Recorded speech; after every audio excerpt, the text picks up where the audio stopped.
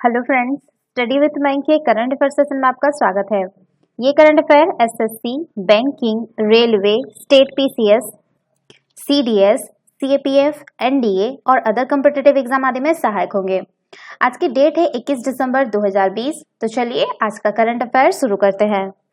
आज का पहला प्रश्न है, प्रतिवर्ष गोवा मुक्ति दिवस कब मनाया जाता है? ऑप्शन ए 22 अप्रैल, ऑप्शन बी 5 जून, ऑप्शन सी 23 अगस्त, ऑप्शन डी 19 दिसंबर। देखिए, गोवा में जो है 450 वर्षों से पुर्तगाली शासन की समाप्ति को चिन्हित करने के लिए जो है आपका प्रतिवर्ष 19 दिसंबर को गोवा मुक्ति दिवस मनाया जाता है। पुर्तगालियों ने जो है वर्ष 1510 में भारत के कई हिस्सों को अपना उपनिवेश बनाया था, किंतु 19वीं शताब्दी के अंत तक भारत में पुर्तगाली उपनिवेश केवल दो, गोवा, दमन और दीव, दादर एवं नगर हवेली और अंडमान द्वीप तक ही सीमित रह गया। गोवा मुक्ति आंदोलन, जिसके तहत पुर्तगाली औपनिवेशिक शासन को समाप्त करने की मांग की गई थी, काफी छोटे स्तर पर एक विद्रोह के साथ शुरू हुआ, किंतु वर्ष 1940 से 1960 के बीच यह अपने चरम पर पहुंच गया। 15 अगस्त 1947 को जब भारत आजाद हुआ, तब भी जो गोवा था वो पुर्तगाली शासन के अधीन था।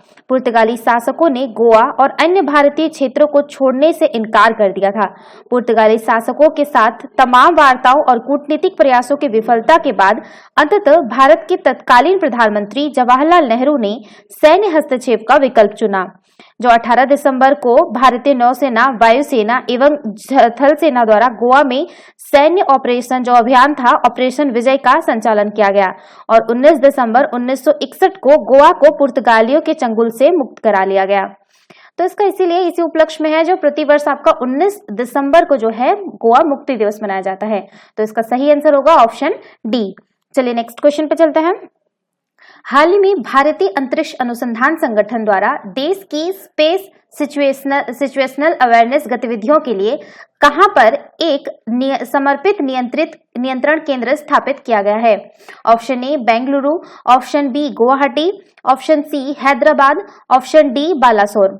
देखिए, हाल ही में जो है भारतीय अंतरिक्ष अनुसंधान संगठन यानी इसरो द्वारा देश की स्पेस सिचुएशनल अवेयरनेस गतिविधियों के लिए बेंगलुरु में एक समर्पित नियंत्रण केंद्र स्थापित किया गया है, जिसका उद्देश्य भारतीय अंतरिक्ष संपदा की निगरानी, ट्रैकिंग और सुरक्षा करना है। यह केंद्र भारत में सभी स्पेस सिचुएशनल अवेयरनेस गतिविधियों के केंद्र के रूप में कार्य करेगा।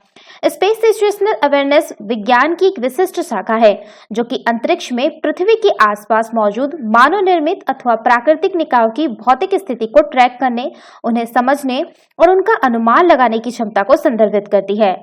इसका प्राथमिक उद्देश्य दो या दो से अधिक मानव निर्मित प्राकृतिक निकायों के बीच टकराव को रोकना है। अब पहले जो है केवल अमेरिका, रूस और यूरोप के पास अंतरिक्ष निकायों को ट्रैक करने और किसी भी प्रकार के टकराव को रोकने की क्षमता थी, किंतु अभी जो है भारत भी इस सूची में शामिल हो गया है। इसरो द्वारा स्थापित यह केंद्र इस दृष्टि से काफी महत्वपूर्ण है कि अंतरिक्ष में मानव निर्मित उपग्रह की संख्या और अंतरिक्ष मलबे में लगातार बढ़ोतरी होने के कारण वहां मौजूद सक्रिय उपग्रहों पर खतरा काफी बढ़ गया है तथा यदि दो उपग्रहों का आपस में टकराव होता है तो इससे काफी नुकसान हो सकता है। तो इसका सही आंसर होगा ऑप्शन ए बेंगलुरु। चलिए नेक्स्ट क्वेश्चन पे चलते हैं। महाराष्ट्र सरकार राज्य के कौन से खेल परिसर में राज्य के प्रथम विश्व स्तरीय अंतर्राष्ट्रीय खेल विश्वविद्यालय की स्थापना करेगी? ऑप्शन ए अंधेरी खेल परिसर, ऑप्शन बी शिव छत्रपति खेल परिसर, option C Vivekanand Nagar indoor खेल परिसर, ऑप्शन डी इंदिरा गांधी खेल परिसर। देखिए, महाराष्ट्र सरकार जो है पुणे में बालेवाड़ी स्थित शिव छत्रपति खेल परिसर में राज्य के प्रथम विश्व स्तरीय अंतर्राष्ट्रीय खेल विश्वविद्यालय की स्थापना करेगी। बालेवाड़ी खेल परिसर को एक विश्वविद्यालय के स्तर पर उन्नत किया जाएगा। प्रस्तावित नए खेल विश्वविद्यालय में जो है 213 पदों को सृजन किया जाएगा और इसे 400 करोड़ रुपए की प्रारंभिक धनराशि भी प्रदान की जाएगी। यह खेल विश्वविद्यालय आधिकारिक तौर पर जो है आपका शैक्षणिक वर्ष 2021-2022 से कार्य शुरू कर देगा। महाराष्ट्र के इस नए खेल विश्वविद्यालय में खेल से संबंधित विषयों जैसे खेल विज्ञान, चिकित्सा, प्रौद्योगिकी, कोचिंग और प्रशिक्षण, खेल प्रबंधन, वो खेल मीडिया तथा संचार आदि को कवर किया जाएगा। साथ ही यहाँ विद्यार्थियों को अंतर्राष्ट्रीय मानकों के अनुरूप प्रशिक्षण किया जाएगा, जिसके लिए कुछ अंतर्राष्ट्रीय विशेषज्ञों को नियुक्त करने की भी योजना बनाई गई है। शिव छत्रपति खेल परिसर का जो निर्माण है वो मूल रूप से 1995 में पुणे की बालेवाड़ी में 53 एकड़ भूमि पर किया गया था। वर्ष 2008 में इसी खेल परिसर में यूथ कॉमनवेल्थ गेम का भी आयोजन किया गया था। तो इसका सही आंसर होगा ऑप्शन बी, शिव छत्रपति खेल परिसर। चलिए नेक्स्ट क्वेश्चन पे चलते हैं। हाल ही में भारत के सुप्रीम कोर्ट ने एक महत्वपूर्ण निर्णय में कहा कि कौन सा समुदाय अनुसूचित जनजाति नहीं है। ऑप्शन ए वंधेला, ऑप्शन बी बघी नगालू, option C Gondgowari, option D अधर्मी। देखिए, भारत के सुप्रीम कोर्ट ने एक महत्वपूर्ण निर्णय में हाल ही में जो कहा है कि जो गोंडगोवारी समुदाय है वो अनुसूचित जनजाति नहीं है, इसलिए अनुसूचित जनजाति को दिए जाने वाले लाभों के हकदार गोंडगोवारी नहीं है। यह भी तय हुआ है कि गोवारी जाति और गोंडगोवारी जाति एक नहीं बल्कि अलग अलग है। सुप्रीम कोर्ट ने बॉम्बे हाई कोर्ट की नागपुर खंडपीठ द्वारा इन दोनों जनजातियों को एक मानने और उन्हें अनुसूचित जनजाति के शामिल करने के वर्ष 2018 के निर्णय को गलत माना है। सर्वोच्च न्यायालय ने माना है कि जो गोवारी जाति है वो आदिवासी नहीं है, इसलिए उन्हें अनुसूचित जनजाति प्रवर्ग में नहीं रखा जा सकता है। महाराष्ट्र सरकार द्वारा उन्हें विशेष पिछड़ा वर्ग में रखने का निर्णय सही है। बॉम्बे हाईकोर्ट के आदेश के बाद जो है वो 2018 में गोवारी समाज के व्यक्तियों को अनुसूचित जनजाति के प्रमाण पत्र दिए गए थे। इस आधार पर कई विद्यार्थियों ने शिक्षा संस्थानों में प्रवेश भी लिया था और कई युवाओं ने नौकरी पाने में इन प्रमाण पत्रों का इस्तेमाल कर लिया था। सुप्रीम कोर्ट ने अपने निर्णय में साफ किया है कि जिन लोगों ने एसटी श्रेणी का लाभ लेकर शिक्षण संस्थान में प्रवेश ले लिया है वे अपनी पढ़ाई, और जिन लोगों ने नौकरी पा ली है वे उन्हें जारी रख सकते हैं। लेकिन कोर्ट ने यह भी स्पष्ट किया है कि यह आरक्षण जो है सिर्फ मौजूदा कोर्स में पढ़ाई और नौकरी के लिए है। इसके अलावा इस श्रेणी के उम्मीदवारों को अनुसूचित जनजाति का कोई लाभ नहीं मिलेगा। तो इसका जो सही आंसर होगा ऑप्शन सी, गोंडगोवारी। चलिए नेक्स्ट क्वेश्चन पे चलते हैं। हाल ही में भारत के कौन से पड़ोसी देश ने Bharat, Myanmar, Thailand trilateral highway project से जुड़ने में अपनी रुचि जाहिर की है? Option A Sri Lanka, option B Nepal, option C Bhutan, option D Bangladesh. देखिए, भारत के महत्वपूर्ण पड़ोसी देश और सार्क और बिम्स्टेक जैसे संस्थाओं के प्रमुख सदस्य बांग्लादेश ने जो है आपका हाल ही में Bharat, Myanmar, Thailand trilateral highway project से जुड़ने में अपनी रुचि जाहिर की है। वर्ष 2019 में जो है म्यांमार, थाईलैंड के अलावा इस प्रोजेक्ट में लाओस, कंबोडिया और वियतनाम को भी जोड़ा गया था। यानी आधे से अधिक आसियान या यूं कहे दक्षिण पूर्वी एशियाई भारत के साथ इस राजमार्ग परियोजना से जुड़ गया है, जिस पर तेज गति से कार्य हो रहा है। भारत की इस मुहिम को उसकी एक्ट ईस्ट पॉलिसी को मजबूती देने वाली मुहिम कहा जा सकता है। इसके लिए दक्षिण पूर्वी एशिया के देश महत्वपूर्ण भूमिका निभा सकते हैं। इसी क्रम में दक्षिण और दक्षिण पूर्वी एशिया के देशों में मध्य क्षेत्रीय अंतर संपर्क को मजबूती देने के उद्देश्य से बांग्लादेश ने इस प्रोजेक्ट से जुड़ने के लिए अपनी इच्छा जाहिर की है। 17 दिसंबर को भारत और बांग्लादेश के प्रधानमंत्रियों के बीच हुए वर्चुअल बैठक में बांग्लादेशी प्रधानमंत्री शेख हसीना ने दक्षिण और दक्षिण पूर्वी एशिया को जोड़ने वाले इस अति महत्वपूर्ण राजमार्ग परियोजना से जुड़ने का प्रस्ताव किया। वहीं भारत ने बांग्लादेश से होते हुए पश्चिम बंगाल के हिली से मेघालय के महेंद्रगंज तक कनेक्टिविटी को शुरू करने का बांग्लादेश से आग्रह भी किया है। बात करें इस प्रोजेक्ट के बारे में तो ये हाईवे जो है वो भारत में उत्तर पूर्वी राज्य मणिपुर के मोरहे से म्यांमार के तामू शहर जाएगा। इस साल इसे जो है 1400 किलोमीटर सड़क के इस्तेमाल के लिए त्रिपक्षीय मोटर वाहन समझौता पूरा करने पर बात हुई थी। ये हाईवे जो है थाईलैंड के मेईसोत जिले के ताक तक जाएगी। देवई पोर्ट को भारत के चेन्नई पोर्ट और थाईलैंड के लेइंग चामांग पोर्ट से जोड़ा जा सकता है। तो इसका सही आंसर होगा ऑप्शन डी, बांग्लादेश। चलिए नेक्स्ट क्वेश्चन पे चलते हैं।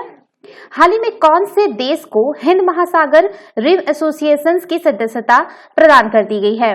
Option A France, option B Oman, option D Seychelles, option D Singapore.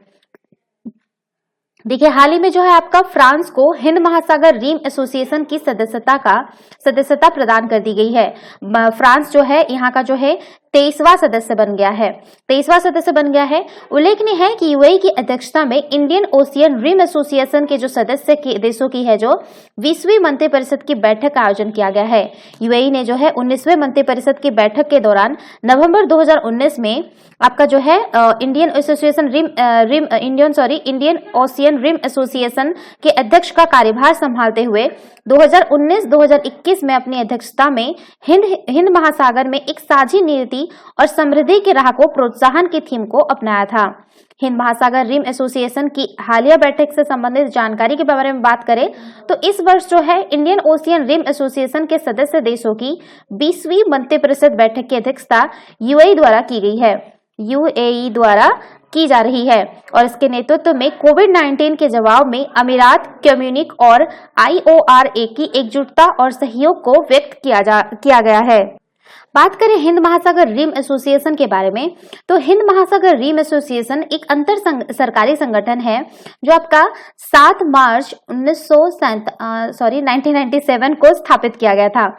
IORA के दृष्टिकोण की शुरुआती जो है 1995 में दक्षिण अफ्रीका के पूर्व राष्ट्रपति नेल्सन मंडेला की भारत यात्रा के दौरान हुई थी। हिंद महासागर अंतर्राष्ट्रीय व्यापार और परिवहन के लिए जीवन रेखा के समान है। यहाँ से दुनिया के आधे से अधिक कंटेनर जहाज गुजरते हैं। यह मार्ग दुनिया के 1/3 कार्गो का वहां करता है और यहाँ से दुनिया के तेल लदान का 2/3 गुजरता है। आईओआरए का शीर्ष निकाय विदेश मंत्रियों की परिषद है जिसकी वार्षिक आधार पर बैठक आयोजित की जाती है। जो आपका संयुक्त अरब अमीरात ने जो है 2019 में और नवंबर 2021 तक के लिए आईओआरए के शीर्ष निकाय के अध्यक्ष की भूमिका में रहेगा। आईओआरए सदस्य देशों के साथ सहयोग और बातचीत के माध्यम से हिंद महासागर क्षेत्र में के भीतर निरंतर विकास और संतुलित विकास को बढ़ावा देने का प्रयास करता है। फ्रांस सहित इसके सदस्य देशों की संख्या है जो अब 23 हो गई है, जिसमें शामिल है आपका Australia, Bangladesh, Comoros, Bharat, Indonesia, Iran, Kenya, Madagascar, Malaysia, Maldives, Mauritius, Mozambique, Oman, Seychelles, Singapore, Somalia, दक्षिण अफ्रीका, श्रीलंका, तंजानिया, थाईलैंड, संयुक्त अरब अमीरात, यमन और फ्रांस। इसके अलावा जो है आपका चीन, मिस्र, जर्मनी, इटली, जापान, दक्षिण कोरिया, तुर्की, ब्रिटेन और यूएसए जो है वर्तमान संवाद भागीदार देश है। ठीक है, ये ध्यान रखिएगा, ये जो है संवाद भागीदार देश है। और रिम एसोसिएशन हिंद महासागर रिम एसोसिएशन का जो मुख्यालय है वो एबिन साइबर सिटी मॉरिशस में स्थित है। तो इसका सही आंसर होगा ऑप्शन ए, फ्रांस। चलिए नेक्स्ट क्वेश्चन पे चलते हैं। हाल ही में कौन से न्यायालय ने सांप्रदायिक आरक्षण के विचार के खिलाफ फैसला सुनाते हुए कहा है कि आरक्षण कोटा की नीति का उद्देश्य जो है मेधावी उम्मीदवारों को नौकरी के अवसरों से वंचित करना नहीं है, भले ही वे आरक्षित श्रेणियों से ही संबंधित क्यों ना हो। ऑप्शन ए इलाहाबाद न्यायालय, ऑप्शन बी दिल्ली न्यायालय, ऑप्शन सी सर्वोच्च न्यायालय, ऑप्शन डी बॉम्बे न्यायालय। सॉरी, यहाँ पे आप लोग उच्च न्यायालय लिख दीजिएगा। ठीक है, इलाहाबाद उच्च न्यायालय, मैं उच्च न्यायालय समय लिखना भूल गई हूँ। यहाँ पे भी आप दिल्ली उच्च न्यायालय कर लीजिएगा, बॉम्बे उच्च न्यायालय। ठीक है, तो ये जो है आपका सर्वोच्च न्यायालय ने अभी कहा है हाल ही में कि सांप्रदायिक आरक्षण के विचार के खिलाफ जो है फैसला सुनाते हुए कहा गया है कि आरक्षण कोटा की जो नीति का उद्देश्य जो है वो मेधावी उम्मीदवारों को नौकरी के अवसरों से वंचित करना ही नहीं, भले ही वे आरक्षित श्रेणियों से ही संबंधित क्यों ना हो। सर्वोच्च न्यायालय के निर्णय के अनुसार अनुमेय कोटा लाभ के अधीन रहते हुए सीटों को भरने की किसी भी विधि में योग्यता पर ध्यान केंद्रित किया जाना चाहिए और मेधावी उम्मीदवारों का ही चयन होना चाहिए, चाहे वे किसी भी जाति या वर्ग के हो। इसमें कहा गया है कि अनारक्षित श्रेणी में प्रतियोगिता पूरी तरह से योग्यता के आधार पर होनी चाहिए। गौरतलब है कि उत्तर प्रदेश के महिला कांस्टेबल पदों की भर्ती का आयोजन किया गया था। इस भर्ती परीक्षा में स्वतंत्रता सेनानी और पूर्व कर्मचारी के विशेष कोटे के तहत महिला कांस्टेबल के पदों पर भर्ती को लेकर विवाद उत्पन्न हुआ था। उत्तर प्रदेश सरकार के द्वारा लोक सेवा समेत अन्य भर्ती परीक्षा में आरक्षण संबंधी एक नीति अपनाई जा रही थी। जिसके तहत सामान्य श्रेणी के लिए कट ऑफ से ज्यादा अंक प्राप्त करने वाले सभी पुरुष उम्मीदवारों का चयन किया जाएगा। वहीं उत्तर प्रदेश सरकार के द्वारा यह नियम जो है महिला उम्मीदवारों पर लागू नहीं था, जिससे है यह मामला न्यायालय के समक्ष आ गया। उल्लेखनीय है कि न्यायालयों द्वारा दिए गए निर्णय में यह स्थापित किया जा चुका है कि आरक्षित वर्ग से संबंधित कोई उम्मीदवार अगर योग्य है तो सामान्य पर वर्ग से में भी आवेदन कर सकता है, चाहे वो किसी भी वर्ग से संबंधित हो। सर्वोच्च न्यायालय के निर्णय में प्रमुख निष्कर्ष ऊर्ध्वाधर और क्षैतिज आरक्षण सार्वजनिक सेवाओं में प्रतिनिधित्व सुनिश्चित करने की एक विधि है। इसे एक ऐसी निर्धारित परिधि में नहीं लाना चाहिए जहां किसी उम्मीदवार को योग्यता के बाद अभी उस परिधि से बाहर आने का अवसर ना हो। तो इसका सही आंसर होगा ऑप्शन सी, सर्वोच्च न्यायालय। सर्वोच्च न्यायालय जो है अभी स्टेटमेंट दिया है कि जो आरक्षण जो है वो इसका उद्देश्य जो है उम्मीदवारों को नौकरी के अवसरों से वंचित करना नहीं है, ठीक है, बल्कि है कि कोटा नीति का उद्देश्य है ये, चाहे वो किसी भी वर्ग से क्यों ना रिलेटेड हो। ये अभी उनके खिलाफ, ये कोटा नीति के खिलाफ सुप्रीम कोर्ट ने स्टेटमेंट दिया है। तो सही आंसर होगा ऑप्शन सी। चलिए नेक्स्ट क्वेश्चन पे चलते हैं।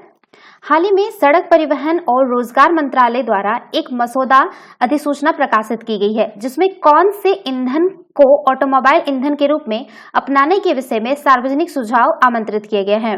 ऑप्शन ए प्राकृतिक gas, option B hydrogen, option C biodiesel, option D E20। देखिए, सड़क परिवहन और रोजगार मंत्रालय द्वारा एक मसौदा अधिसूचना प्रकाशित की गई है, जिसमें E20 ईंधन को ऑटोमोबाइल ईंधन के रूप में अपनाने के विषय में सार्वजनिक सुझाव आमंत्रित किए गए हैं। आपका E20 जो है, E20 ईंधन में गैसोलीन और 20% इथेनॉल का सम्मिश्रण होता है। वर्तमान में जो है ऑटोमोबाइल ईंधन में 10% इथेनॉल का सम्मिश्रण करने की अनुमति है। हालांकि भारत में जो है वर्ष 2019 तक मात्र 5.6% तक इथेनॉल का सम्मिश्रण किया गया है। E20 ईंधन तथा इथेनॉल सम्मिश्रण के लाभ के बारे में बात करें तो इससे वाहन उत्सर्जन को कम करना, कार्बन डाइऑक्साइड, हाइड्रोकार्बन आदि का उत्सर्जन कम करना, तेल आयात व्यय को कम करना, जिससे विदेशी मुद्रा की बचत होगी और ऊर्जा सुरक्षा में वृद्धि होगी। बात करते हैं इसकी चुनौती के बारे में, तो इसे मिलाए जाने वाले एथेनॉल की प्रतिशत मात्रा सहित वाहनों की अनुकूलता को वाहन निर्माताओं द्वारा परिभाषित करना होगा। अब बात करते हैं एथेनॉल है क्या। तो एथेनॉल जो है एक जैव ईंधन है और मकई, गन्ना, जूट, आलू जैसे कृषि उत्पादों के जैव भार से निर्मित उप उत्पाद यानी बाय प्रोडक्ट होता है। तो इसका सही आंसर होगा ऑप्शन डी E20। चलिए नेक्स्ट क्वेश्चन पे चलते हैं। हाल ही में कौन से देश के खाद्य और औषधि प्रशासन द्वारा गालसेफ पिग्स कहे जाने वाले पालतू सुअर में अपनी तरह के पहले इच्छानुसार जीनोमिक परिवर्तन करने की अनुमति दी गई है। Option A Bharat, option B America, option C चीन, ऑप्शन डी जापान। देखिए, हाल ही में जो है अमेरिका की खाद्य और औषधि प्रशासन द्वारा गालसेफ पिग्स कहे जाने वाले पालतू सुअरों में अपनी तरह के पहले इच्छानुरूप जीनोमिक परिवर्तन करने की अनुमति दी गई है। इन सुअरों का उपयोग खाद्य पदार्थों के रूप में और मानव चिकित्सा के लिए किया जा सकता है। नियामक द्वारा पहली बार खाद्य और जैव चिकित्सा दोनों उद्देश्य के लिए किसी पशु जैव प्रौद्योगिकी उत्पाद को मंजूरी दी गई है। अब किसी जीव में इच्छानुसार जीनोमिक परिवर्तन किए जाने का अर्थ है जीनोम एडिटिंग या आनुवंशिक इंजीनियरिंग जैसी आधुनिक तकनीक का उपयोग करके जीव के जीनोम में विशिष्ट परिवर्तन करना है। किसी जीव के डीएनए अनुक्रम में इस तरह के परिवर्तन का उद्देश्य अनुसंधान करना, मानव उपभोग के लिए स्वस्थ मांस का उत्पादन करना और अन्य कारणों के अलावा जीव में रोग प्रतिरोधक क्षमता का अध्ययन करना हो सकता है। तो इसका सही आंसर होगा ऑप्शन बी अमेरिका। चलिए नेक्स्ट क्वेश्चन पे चलते हैं। हाल ही में जारी global demand for Indian IT contractors नामक एक सर्वेक्षण के अनुसार भारतीय श्रमिकों को आकर्षित करने और काम देने वाला शीर्ष देश कौन है। Option A UK, option B Ireland, option C Netherlands, option D America. देखिए, हाल ही में जो है global demand for Indian IT contracts नामक एक सर्वेक्षण का निष्कर्ष जारी किया गया है। यह सर्वेक्षण जो है आपका टेक फाइंडर, ठीक है, EF है, टेक फाइंडर नामक एक कॉन्ट्रैक्टर नियोक्ता प्लेटफॉर्म द्वारा किया गया है। सर्वेक्षण के निष्कर्ष जनवरी और दिसंबर के मध्य जो आपका 52,000 कॉन्ट्रैक्टर्स की प्रतिक्रियाओं पर आधारित है। यूके, आयरलैंड, नीदरलैंड, अमेरिका और दक्षिण अफ्रीका अत्यधिक कुशल भारतीय श्रमिकों को आकर्षित करने वाले और काम देने वाले देशों में शीर्ष पर है। महामारी के कारण कई व्यवसाय अपने उत्पाद और सेवाएं ऑनलाइन उपलब्ध कराने में लगे हैं, जिसमें सॉफ्टवेयर इंजीनियरिंग, जावा डेवलपर्स, साइबर सुरक्षा इंजीनियरिंग, डेटा वैज्ञानिक, वेब डेवलपर्स और डिजाइनरों की मांग में वृद्धि हुई है। तो जो इसका सबसे जो शीर्ष पर है वो है यूके, उसके बाद आपका आयरलैंड आता है, उसके बाद नीदरलैंड, उसके बाद अमेरिका आता है। तो इसका सही आंसर होगा ऑप्शन ए यूके। तो ये थे आज के करंट अफेयर। वीडियो पसंद आया तो लाइक, शेयर और कमेंट करना ना भूलें, साथ ही साथ चैनल को सब्सक्राइब करना ना भूलें। Thanks for watching, have a nice day, take care.